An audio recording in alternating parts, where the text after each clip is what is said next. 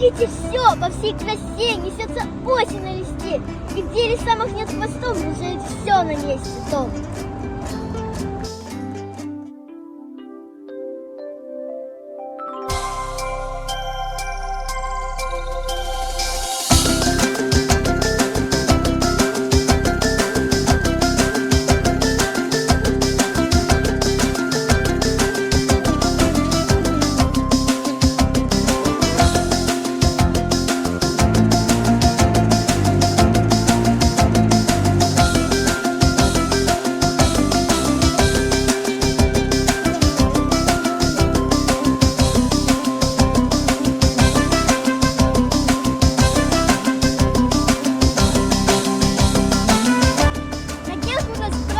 День города Алматы.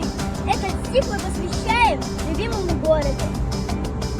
Алматы — чудесный город, ты всегда красив и молод.